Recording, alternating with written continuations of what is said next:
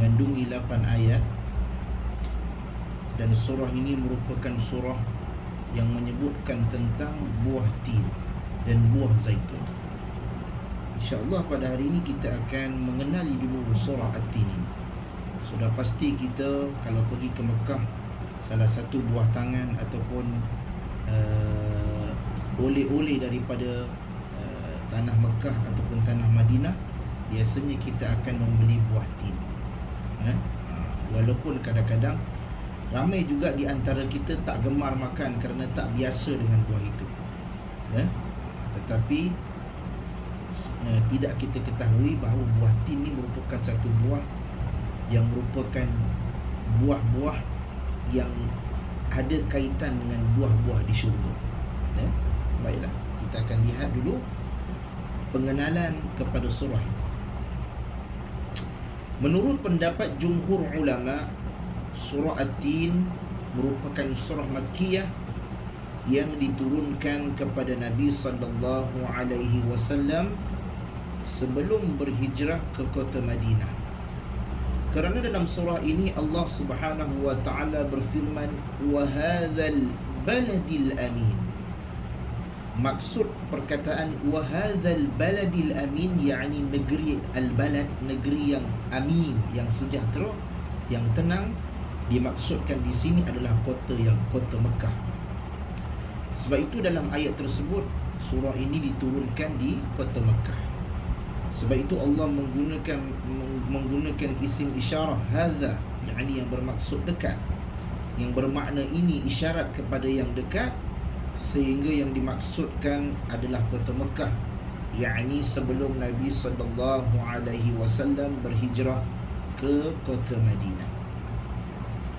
Surah At-Tin ini berisi penjelasan tentang nikmat yang Allah berikan kepada manusia, yakni Allah telah menciptakan manusia dalam keadaan yang paling indah, diangkat dalam keadaan yang sempurna, yakni makhluk yang diciptakan sesempurna kejadian. Oleh sebab itu, kalau kita lihat surah At-Tin ini merupakan surah yang gemar dibaca oleh Nabi sallallahu alaihi wasallam apabila Nabi sallallahu alaihi wasallam dia bermusafir, dia berjalan sampai waktu Isya. Nabi sallallahu alaihi wasallam akan salat, dan pada rakaat yang kedua mereka Nabi sallallahu alaihi wasallam membaca surah Tin, kebiasaannya, dan surah ini pendek. Baiklah, sebab itu dalam hadis riwayat Muslim, annahu kana fi safar fa shalla al-isha al-akhirah fa qara'a fi ihda ar-rak'atain bit-tin waz-zaitun. Nabi sallallahu alaihi wasallam pernah bermusafir, lalu beliau salat Isya, maka beliau membaca pada salah satu rakaatnya, sebahagian menyatakan rakaat yang pertama, sebahagian menyatakan rakaat yang kedua, dengan bacaan surah Tin dan waz-zaitun, yakni surah Tin. Baiklah. Pada ayat yang pertama sekali telah pun disebut awal-awal surah, Wat-tini waz-zaitun, Wat-tini waz-zaitun, demi buah tin dan buah zaitun. Buah tin adalah buah yang tidak dikenali di Hijaz. Buah tin asalnya bukan buah yang tumbuh di negara Arab, tetapi dia tumbuh di negara Syam. Dia tumbuh di Syams, yakni di Syria, Lebanon dan juga Palestin ataupun Lebanon. Di negara-negara Syams itu buah tin tumbuh. Biasanya di tanah Arab tidak ada buah tin. Sebahagian ulama menyebutkan bahawasanya buah tin adalah buah yang paling hampir dan mirip dengan buah-buah yang ada di syurga, sehingga Allah Subhanahu wa taala bersumpah dengan buah ini. Allah bersumpah dengan buah tin ini. Dilihat dalam tafsir Al-Baghawi, kerana hal ini sebahagian sifat-sifat yang ada pada buah tin ini sama ataupun hampir sama dengan buah-buah yang ada di syurga. Buah tin ini ataupun buah-buah syurga ni, sifat buah-buah yang di syurga nanti kan insya-Allah, mudah-mudahan kita masuk syurga. Di syurga nanti ada buahnya, yang buahnya kita tak perlu panjat pun pokok dia. Buah di syurga ini kita ambil petik saja, tak perlu panjat macam kita panjat pokok rambutan. Tidak perlu. Buahnya rendang. Sebab itu buah-buah syurga adalah buah-buah yang tidak terhalang. Artinya untuk diambil dan dahan-dahannya rendah. Sehingga mudah untuk dipetik. Demikian juga pada buah tin. Buahnya mudah, tak perlu nak panjat-panjat, petik sahaja. Selain itu, ianya dimakan terus dan tidak ada yang terbuang. Buah tin kita tak kopek kulit, buang biji, tak ada. Kita telan terus buahnya. Tidak seperti buah-buah yang lain perlu dibuang kulitnya dan dimakan, ataupun dibuang bijinya baru makan. Tapi buah tin kita makan sekali dengan bijinya. Tak ada orang makan buah tin, buang kopek buah, buang biji satu-satu, tak ada. Dia terus makan. Itu antara ciri-ciri buah di dalam syurga. Itulah persamaan di antara buah-buah syurga dengan buah tin, dan sampai sekarang banyak pengamal perubatan yang mulai meneliti tentang keajaiban buah tin ini. Di antaranya mengandungi gizi yang tinggi dan juga boleh menjadi ubat. Sekarang banyak minuman daripada buah tin, dan ustaz-ustaz selebriti pun duk promote juga. Minuman sumpahan, minuman sumpahan ada dekat YouTube banyak lah. Nak beli-belilah. Dia khasiat lah, buah dia sedap. Begitu juga dengan Allah Subhanahu wa ta'ala bersumpah dengan buah zaitun. Biasa kita guna minyak zaitun. Kita lihat, Setelah itu Allah bersumpah dengan buah zaitun, iaitu buah zaitun yang buah yang lebih menakjubkan. Dia merupakan dari pohon yang diberkati. Allah bersumpah dengannya kerana begitu banyak manfaat zaitun ini. Allah berfirman dalam Al-Quran, Al-misbahu fi zujajah, Az-zujajatu ka'annaha kawkabun durriyyun yuqadu min syajarah mubarakah zaitunah la syarqiyah la gharbiyah yakadu zaituha yudhi'u walau lam tamsashu nar. Al-misbahu fi zujajah, yakni dalam tabung kaca itu, az-zujajatu ka'annaha kawkabun durriyu, yakni dalam tabung kaca itu ada kilau yang ada bintang yang berkilauan yang dinyalakan daripada pohon yang diberkati. Ini yang kita nak merujuk kepada buah zaitun. Bila pohon yang diberkati, yakni minyak zaitun, yakni pohon zaitun yang tumbuh tidak di timur dan tidak pula di barat, dan minyaknya sahaja hampir-hampir menerangi walaupun tidak disentuh api. Minyak zaitun ni dia bersinar. Sebab itu minyak zaitun ni minyak mahal, paling mahal. Pohon zaitun juga tumbuh di negeri Syam. Buahnya boleh dimakan dan minyaknya sangat bermanfaat. Boleh juga digunakan sebagai ubat. Ubat darah tinggi biasanya orang guna olive oil, minyak zaitun. Sehingga minyak zaitun dan buah zaitun adalah keperluan utama penduduk negeri Syam saat itu. Allah menyebutkan di dalam Al-Quran, wa syajaratan takhruju min tur sayna'a tambutu bidduhni wa sibghil lil akilin. Buah zaitun ini dan pokoknya, dan kami tumbuhkan pokok zaitun yang tumbuh di gunung Sinai. Gunung Sinai kat mana? Gunung Sinai ini di Tunisia. Di Tunisia ataupun Gunung Tunisia disebut, yang menghasilkan minyak dan menjadi bahan pembangkit selera bagi orang-orang yang makan. Sebab itu kalau kita tengok orang putih, dia makan steak, dia bukan pakai minyak sawit, dia pakai minyak zaitun. Kalau kita prap tu pakai minyak sawit ke tak? Dia pakai minyak zaitun, olive oil. Sebab itu makanan jadi sedap. Harganya pun sedap lah. Okey, harganya mahal. Sebab itu dia menjadi pembangkit selera. Dalam Al-Quran telah disebut hal ini. Al-Quran telah mendahului Siapa nak makan sedap, nak perap daging, boleh guna minyak zaitun. Sedap dan dia berkhasiat. Kemudian Allah Subhanahu wa taala berfirman, wa turi sinin, wa turi sinin, dan demi bukit Sinai. Bukit ataupun gunung Sinai.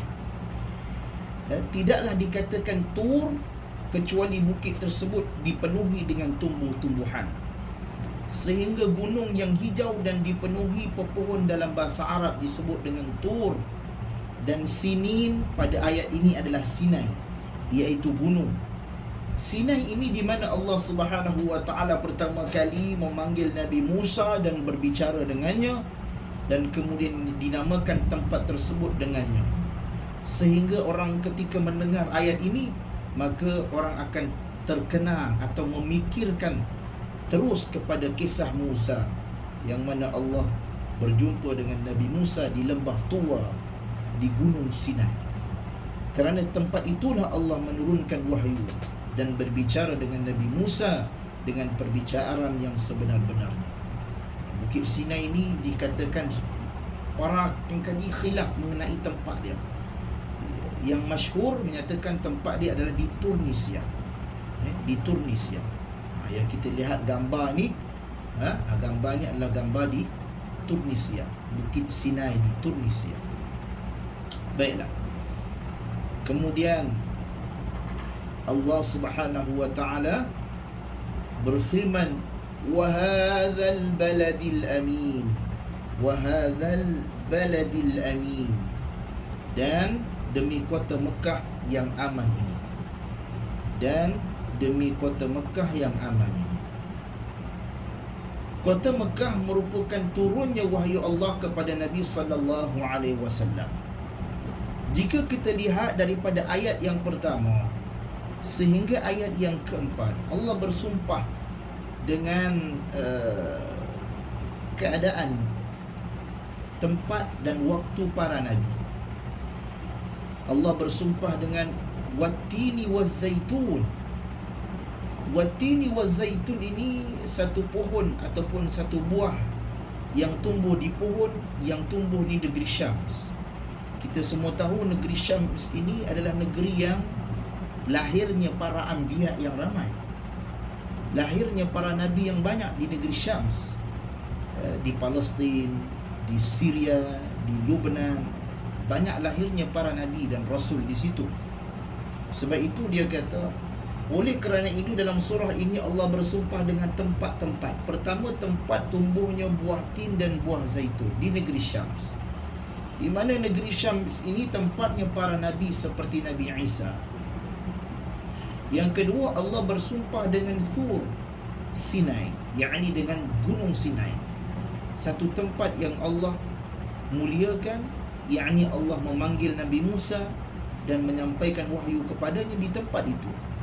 Dan kemudian Allah bersumpah dengan kota Mekah, tempat diturunkan wahyu kepada Nabi sallallahu alaihi wasallam. Ini disebut dalam tafsir Al-Imam Al-Qurtubi dan Al-Kashaf Al-Zamakhshashi dalam tafsir-tafsirnya disebut dalam hal ini. Bermakna Allah bersumpah dengan tempat-tempat yang dimuliakan dan pohon-pohon serta buah-buah yang dimuliakan. Pada ayat ini Allah bersumpah dengan kota Mekah. Sebab itu di kota Mekah ni disebut Al-Amin, kota yang aman. Kenapa disebut hal ini? Kerana dalam hadis riwayat Muslim, kata Nabi sallallahu alaihi wasallam, inna Ibrahim haram Makkah wa inni haramtul Madinah.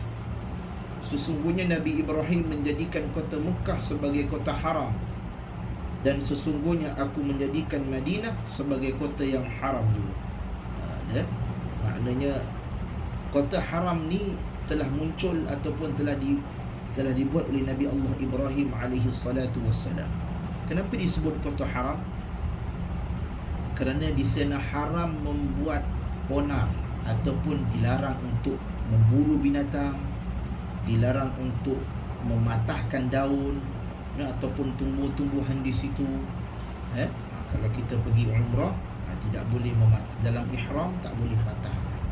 Bahkan selepas daripada ihram pun tidak digalakkan, melainkan ada asbab-asbab yang tertentu. Maknanya kota ini kota yang aman. Kota yang aman. Kemudian barulah Allah menyebutkan laqad khalaqnal insana fi ahsani taqwim. Sungguh kami telah menciptakan manusia dalam bentuk yang sebaik-baiknya. Yakni Allah bersumpah dengan 4 perkara pada ayat sebelumnya untuk menekankan bahawasanya Allah menciptakan manusia di atas bentuknya yang paling baik. Sebab itu kita ni Allah ciptakan sempurna. Sebab itu bila ada anak-anak yang cacat, kita tak boleh cakap dia cacat. Dia istimewa. Kerana ada kelebihan yang Allah bagi kepadanya, tidak Allah bagi kepada orang yang lain.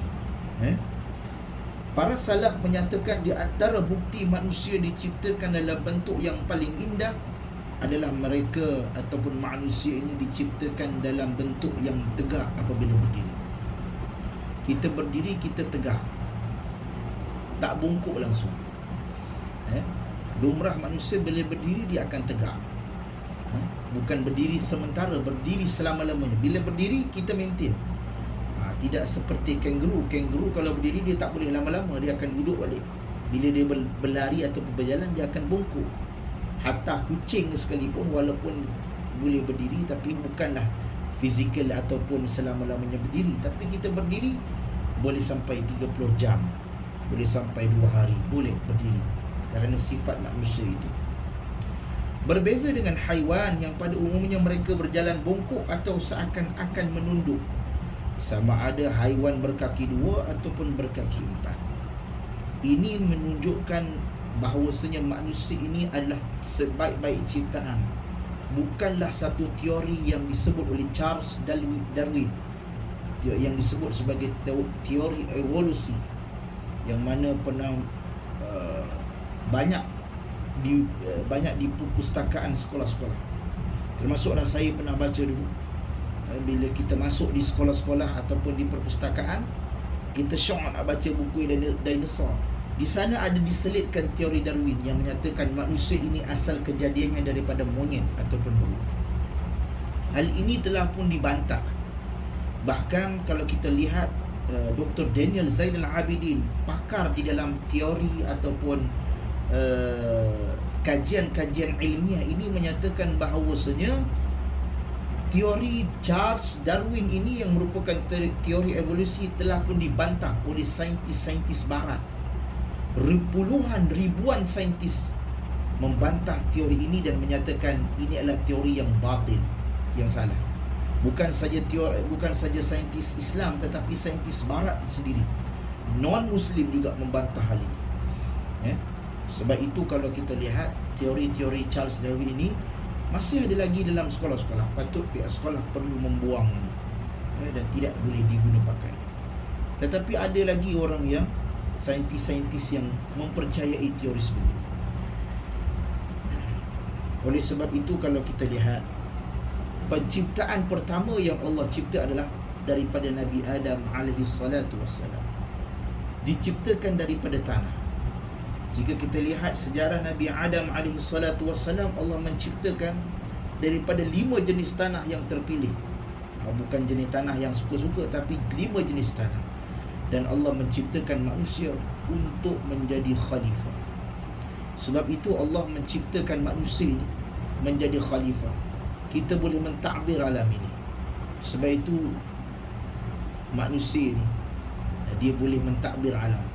Kalau dia nak tebang pokok, dia boleh tebang pokok tanpa minta kepada siapa-siapa.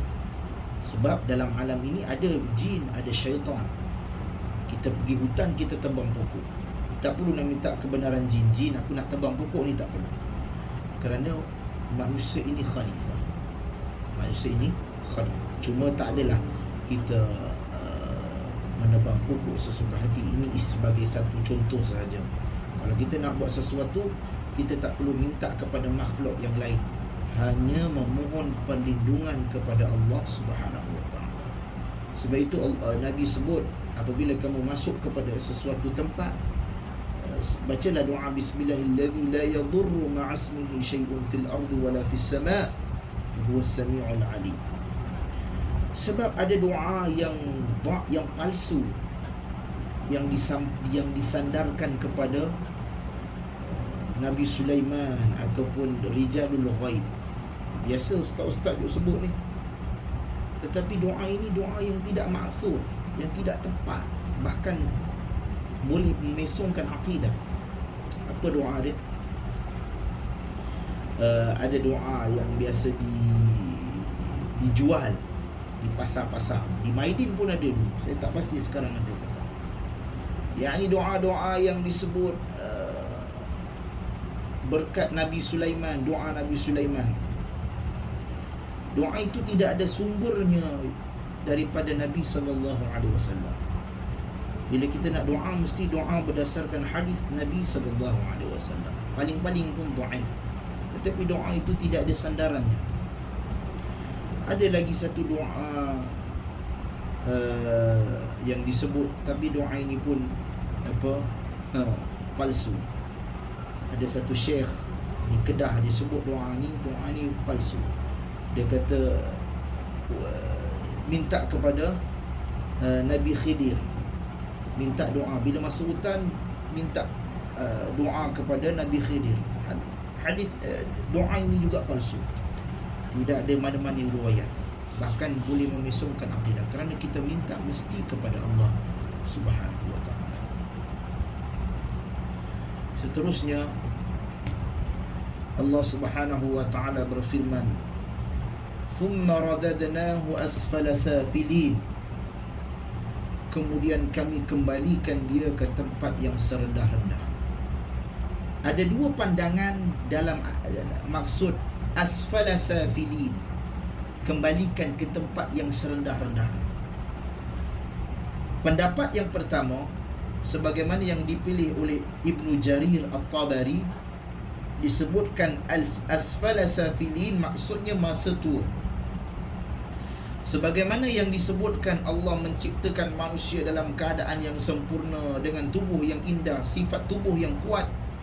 Tetapi satu saat manusia akan kembalikan kepada masa tua yang lemah dan nyanyuk, di mana orang-orang yang sudah tua kadang bersikap seperti seorang kanak-kanak, suka lupa, suka marah dan lain-lain, nyanyuk. Ini menunjukkan bahawasanya Allah lah yang mengatur kehidupan setiap manusia. Seseorang tidak boleh dalam keadaan muda terus-menerus. Kelak nanti Allah akan membuatnya menjadi tua, lemah dan nyanyuk. Dan dia pula lah yang akan membangkitkan manusia setelah meninggalnya. Ini pandangan yang pertama. Yakni maksud asfala safilin maksudnya tua, ataupun kembali kepada serendah-rendahnya, yakni maksudnya tua. Pandangan yang kedua, sebagaimana yang dipilih oleh Ibnu Kathir, bahawasanya asfala safilin ialah neraka Jahannam. Dalam surah ini Allah menyebutkan tentang orang-orang kafir yang Allah berikan nikmat tubuh yang kuat, akal yang cerdas, badan yang kuat, tetapi mereka kafir kepada Allah dan tidak bersyukur, dan Allah kembalikan mereka ke neraka Jahannam, tempat yang paling teruk dan paling rendah sekali martabat. Ini neraka Jahannam. Itu dua pandangan. Dua pandangan. Kemudian Allah kata, illal ladzina amanu wa 'amilus salihat falahum ajrun ghairu mamnun. Kecuali orang-orang yang beriman dan mengerjakan kebaikan, maka mereka akan mendapat pahala yang tidak putus. Yakni berdasarkan pandangan yang pertama sekali, kata Ibnu Jarir At-Tabari, yakni orang yang masa tuanya kembali kepada orang yang sihat dan kemudian dia akan tua, maka di sini orang-orang yang beriman. Sebab itu orang-orang yang sudah tua ataupun menjadi nyanyuk, tetapi dia adalah orang-orang yang beriman dan selalu beramal saleh, maka masa mudanya, amal soleh masa mudanya tetap dikira oleh Allah Subhanahu wa taala, meskipun dia nyanyuk pada usia tua. Sebab itu kadang-kadang kita ada ibu yang nyanyuk, ayah yang nyanyuk. Dia bertanya, "Ustaz, macam mana ayah saya tak solat ni?" Nyanyuk dah ustaz, saya suruh dia solat tapi dia tak solat. Sungguh pun dia tak solat atas sebab yang mana dia tidak inginkan. Maknanya otak dia sudah mulai mengecut dan dia berada dalam keadaan yang tidak ingat 100%. Maka di sini meskipun dia tidak salat atau tidak berpuasa kerana nyanyuknya, maka dia tetap mendapatkan pahala. Bahkan pahala itu terus mengalir. Dan pahala tersebut adalah pahala yang terbaik yang ia lakukan tatkala di masa mudanya, di masa sihat dan kuatnya. Ini dah disebut di dalam tafsir Al-Imam At-Tabari. Sebab itu kalau kita tengok ayah kita nyanyuk, ibu kita tak solat, maka di sini kalau masa mudanya dia beramal dengan amal yang cukup baik, maka pahala itu akan mengalir. Sebab itu kata Nabi sallallahu alaihi wasallam dalam riwayat Bukhari, "Idza maridal ba'du aw safar kutiba lahu mithlu ma kana ya'malu muqiman sahiha." Jika seorang hamba itu sakit atau melakukan safar, perjalanan jauh, dia melakukan jalan jauh, maka dicatat pahala baginya sebagaimana kebiasaan dia ketika mukim, ketika dia duduk ataupun ketika dia sihat. Maksudnya di sini, sekiranya orang itu sakit, dia tak ingat, nyanyuk, sakit yang tidak membolehkan dia untuk melakukan amal seperti solat ataupun dia koma, tak boleh nak solat, orang koma mana boleh solat. Tetapi pada masa mudanya, sihatnya, dia melakukan amal yang baik, maka pahala itu akan mengalir. Sebab itu di masa kita tengah sihat dan tengah ingat ni lah, banyakkan amalan. Kita tak tahu bila kita tua nanti kita nyanyuk ke, kita koma ke, kita tak ingat ke. Masa muda ni lah, masa tengah okey ni lah, bukanlah muda, maksudnya masa tengah okey ni lah, banyakkan amal. Kerana mungkin dia akan menggantikan amal-amal kita tatkala kita tak mampu untuk buat. Kemudian fama yukadzibuka ba'du biddin, maka apakah yang menyebabkan mereka mendustakanmu tentang pembalasan setelah adanya keterangan-keterangan itu? Maksudnya di sini ada dua pandangan. Kata ganti ka, fama yukadzibuka, perkataan yukadzibuka, pada kalimat yukadzibuka para ulama berbeza pendapat dan menjadi dua pandangan. Pandangan yang pertama, kata ganti ka tersebut kembali kepada orang kafir, sehingga maknanya begini, maknanya maka apakah yang menyebabkan engkau wahai orang-orang kafir mendustakan hari pembalasan, walaupun Allah telah memberi keterangan-keterangan yang jelas, yang telah memberi nikmat dan menciptakan dengan bentuk yang sebaik-baiknya. Ini pandangan yang pertama. Ayat ini merujuk kepada orang kafir. Pandangan yang kedua, ka ini merujuk kepada Nabi, sehingga maksudnya adalah mengapakah mereka mendustakan engkau wahai Muhammad. Sebab itu apa yang menyebabkan mereka mendustakanmu wahai Muhammad? Padahal Nabi telah pun memberikan hujah dan dalil terhadap agama ini, sehingga apa yang menyebabkan mereka mendustakan hari pembalasan? Ada dua pandangan makna dalam hal ini. Kedua-duanya boleh diguna pakai. Yang ini merujuk kepadanya secara kesimpulan, kenapalah kita ni secara umumnya, kenapalah kita ni tak boleh berfikir lagi, ataupun kenapa kita masih lagi mendustakan ayat-ayat Allah, buat benda-benda yang haram, sedangkan Allah dah terangkan dah ada tunjuk sesuatu. Sama ada menerangkan secara jelas tentang keterangannya ataupun menjadikan kita ini sempurna. Kenapa daripada sudut kesimpulan umumnya, kenapa kita perlu buat dosa? Begitu. Dan yang terakhir, alaisallahu biahkamil hakimin, bukankah Allah ini hakim yang adil? Apa maksudnya? Yani ahkam, yani boleh dikembalikan kepada dua sifat. Kembali kepada al-hukmu, sehingga maksudnya hukumannya yang paling adil, ataupun kembali kepada al-hikmatu, maksudnya adalah hakim ataupun yang paling hikmah. Ada dua pandangan, sama ada hukum ataupun hikmah. Daripada segi kesimpulannya, maksud daripada ayat ini ialah Allah Subhanahu wa taala, hukum Allah lah yang paling adil. Allah bila menghukum sesuatu, dia akan hukum dengan seadil-adilnya. Tidak mungkin Allah akan menyamakan dua manusia yang satunya rajin beribadah kepada Allah, beramal soleh, tidak melakukan kemaksiatan, tidak menzalimi orang lain, dan satunya yang rajin melakukan kemaksiatan, suka zalim kepada orang lain, malas beribadah kepada Allah. Ada dua hukuman yang Allah berikan. Allah adil. Sesungguhnya Allah Maha Adil. Pasti Allah akan membezakan di antara kedua. Sebab itu kita tidak boleh suka-suka untuk menerakakan orang. Walaupun seseorang itu mungkin daripada sudutnya dia salah. Contoh, dia tidak menutup aurat, haram, berdosa.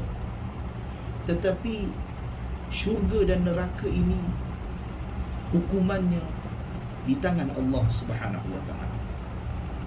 Baru-baru ni kalau isu, ada satu ustaz, saya tak nak sebut nama, dia menyatakan bahawasanya siapa makan kerupuk likur masuk neraka. Ada orang bertanya, ustaz, apa hukum orang makan kerupuk likur tapi tak membasuh ikan itu? Dia masuk ikan terus dalam mesin godak sekali dengan darah, dengan perut, sehingga dia keluar kerupuk likur. Kita pun goreng. Maka dalam hal ini kata ustaz tersebut, haram, masuk neraka.